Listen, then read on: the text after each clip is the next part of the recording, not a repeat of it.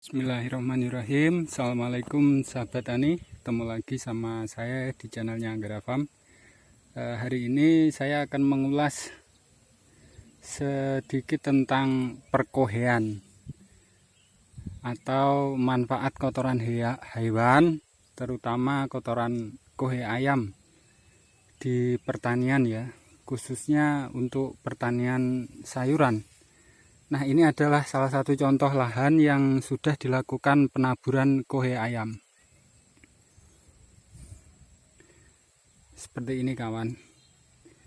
Dalam pertanian menurut pengalaman saya, pemanfaatan kohe ayam untuk pertanian itu sangat penting ya, asalkan pemberian kohe ayam itu tidak berlebihan.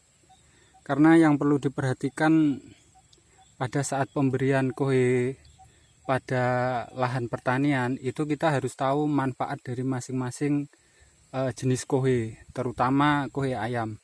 Kohe ayam itu mengandung unsur makro, nitrogen dan fosfat.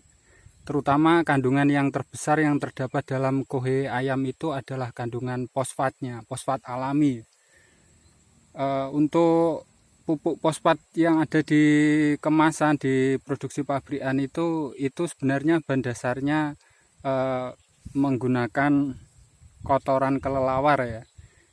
Jadi intinya bahan dasarnya itu berasal dari kotoran hewan juga, terutama unggas.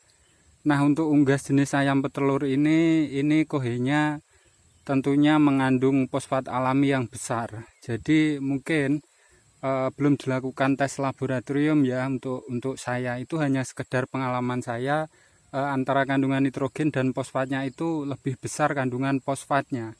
Sedangkan kandungan fosfat itu untuk kohe ayam ini kan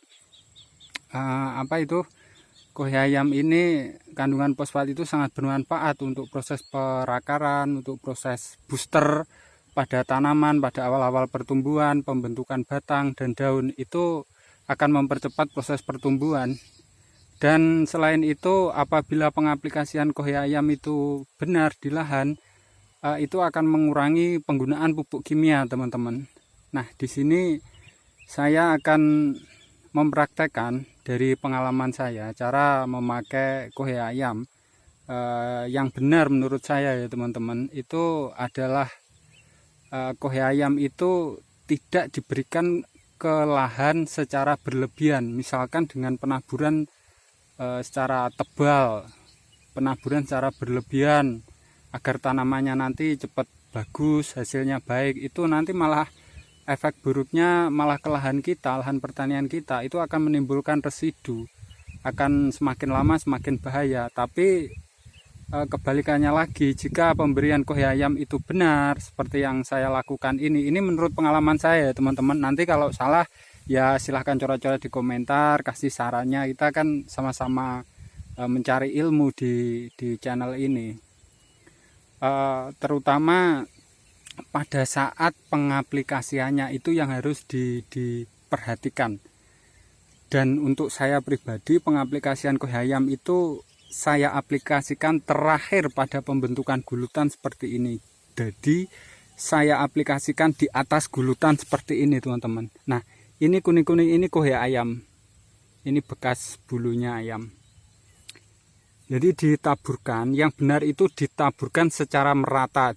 Jadi tidak terfokus di satu tempat, misalkan di tengah sini ditaburkan secara tebal, itu enggak, tapi saya taburkan secara merata. Nah, tujuannya saya taburkan secara merata seperti ini untuk apa? Pertama, tujuannya adalah untuk meratakan unsur-unsur makro yang terdapat dalam kohe ayam. Jadi unsur-unsur itu akan terserap oleh tanah, nanti tidak akan menimbulkan residu yang berlebihan di dalam tanah.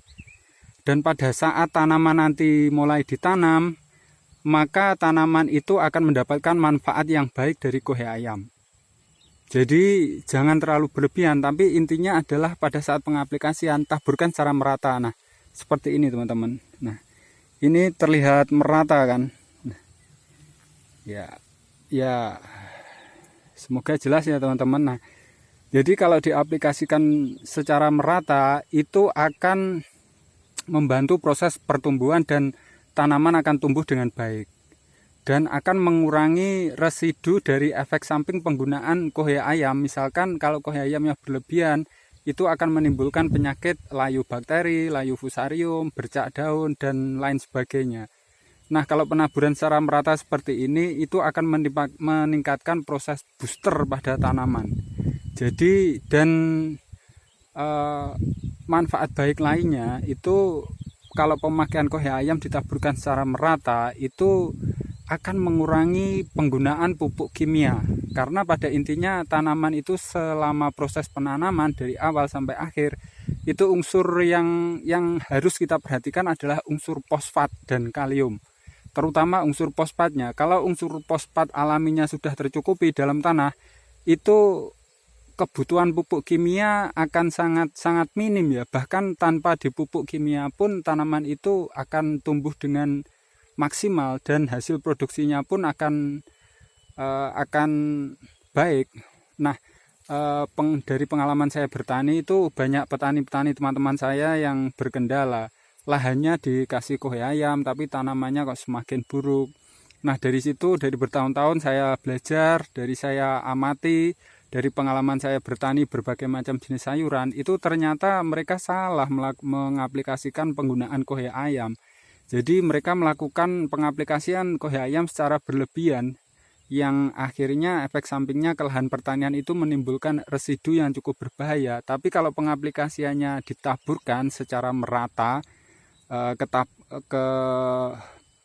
tidak terlalu tebal atau tidak difokuskan di satu tempat, tapi ditaburkan secara merata di bedengan seperti ini, itu mungkin hasilnya akan sangat bagus. Itu dari pengalaman saya, teman-teman. Mungkin dari sini saya menjelaskan tentang pentingnya kohe ayam, pemakaian kohe ayam dan aplikasi secara baik. Terutama yang harus diperhatikan adalah saat kita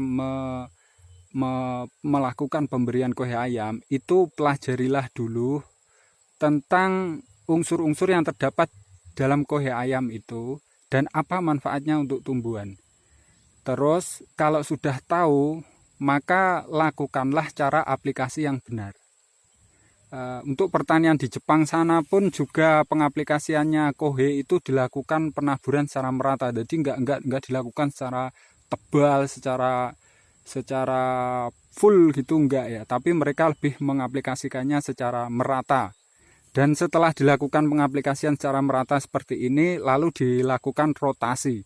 Jadi tanah itu dirotari, bukan dirotasi ya, dirotari, dilembutkan, dicacah pakai cangkul atau mesin rotari.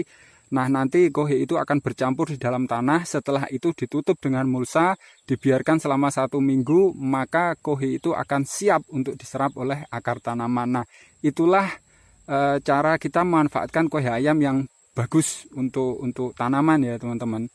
Dan yang perlu diperhatikan, efek samping dari pemakaian kohe ayam itu kohe ayam jangan dipendam di dalam tanah. Karena kohe ayam khususnya petelur itu mengandung antibiotik. Pada saat ayam itu disuntikan antibiotik atau prebiotik, maka limbahnya atau sebagian dari antibiotik itu akan keluar melalui feses kohe ayam. Nah, antibiotik itu akan membunuh bakteri-bakteri yang menguntungkan di dalam tanah. Jadi jika dilakukan penaburan secara berlebihan di dalam tanah, itu akan menimbulkan efek samping yang bisa membunuh humus-humus atau bakteri-bakteri yang menguntungkan di dalam tanah, sehingga menyebabkan tanah itu lama-kelamaan tidak menjadi subur, tapi menjadi tandus. Nah, kalau pengaplikasiannya ditaburkan secara merata, tapi dilakukan secara terus-menerus setiap kali kita membongkar lahan, setiap kali kita membuat gulutan, mulai tanam, kita taburkan secara merata, secara tipis. Nah, itu mungkin kita akan mendapatkan manfaatnya. Dan yang perlu diingat lagi, yang perlu saya tekankan di sini adalah ketahuilah tentang unsur-unsur yang terdapat dalam kohe. Terutama kohe ayam itu banyak yang beranggapan kalau kohe ayam itu unsur nitrogennya besar. Enggak, kohe ayam itu unsur fosfatnya yang besar. Jadi yang menyebabkan tanaman apabila dikasih kohe ayam itu pertumbuhannya sangat bagus, itu bukan unsur nitrogennya, tapi fosfat alaminya yang sangat dibutuhkan oleh tumbuhan. Nah, beda lagi dengan kohe kambing atau kohe sapi ya. Kalau kohe kambing itu NPK-nya cukup seimbang, kalau kohe sapi itu N-nya tinggi, P dan K-nya itu cukup seimbang. Sedangkan untuk pengaplikasian langsung di lahan, untuk kohe ayam ini yang perlu diperhatikan adalah pilihlah kohe ayam petelur yang kering. Itu nanti bisa langsung diaplikasikan di lahan. Kalau kohe ayam itu basah, itu harus difermentasi dulu selama 14 hari.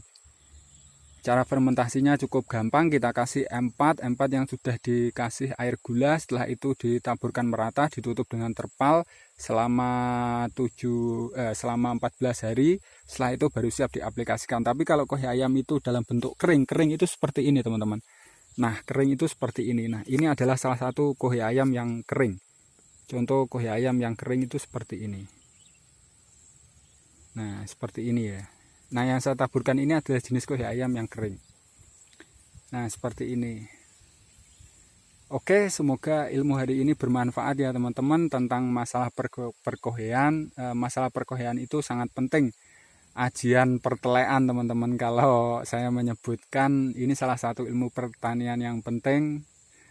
Saya sebagai orang Jawa menyebutnya ajian pertelean. Itu kalau pengaplikasiannya benar, pemakaian kohe, baik itu kohe ayam, kohe sapi, atau kohe kambing, itu aplikasiannya benar, maka hasil pertanian kita akan bagus dan kita akan mengurangi pemakaian pupuk kimia. Bahkan pemakaian pestisida pun bisa cukup sangat ditekan.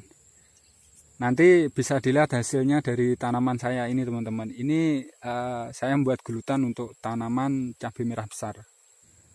Nah, seperti ini ya teman-teman. Ini penaburan kohe ayamnya nggak tebal, cukup merata. Nah, dilihat ya, maksudnya ada perbedaan warna. Itu yang kuning itu kohe ayam yang kering, yang rupanya hitam kecoklatan itu agak basah, itu tanahnya. Nah, seperti itu teman-teman. Ini nanti setelah ditaburkan merata akan dicacah. Ini dicacah nggak pakai mesin rotari karena lahannya, penataannya kurang bagus untuk mesin rotari. Ini akan dicacah manual pakai cangkul. Nah, seperti ini teman-teman. Oke, semoga ilmu hari ini bermanfaat. Oh ya teman-teman, nanti kalau ada saran, misalkan ada kritik, silahkan coret-coret di kolom komentar. Mungkin dari pernyataan saya ini mungkin ada suatu hal yang mungkin bagi teman-teman yang melihat video ini kurang pas atau kurang silahkan, saya juga belajar kok di sini. Jadi kita sama-sama belajar lah. Kalau teori seperti ini saya dapat dari pengalaman saya. Jadi saya sudah membandingkan antara pemakaian kohe ayam yang sangat banyak dan pemakaian kohe ayam yang merata. Itu sudah saya bandingkan mulai dari proses tanam dari awal sampai akhir sampai hasil panen, itu sangat saya perhatikan. Jadi intinya saya dari pengalaman saya menarik kesimpulan bahwa pemakaian kohe ayam yang merata, yang cukup, itu lebih bagus hasilnya daripada yang berlebihan. Oke, cukup sekian ya teman-teman.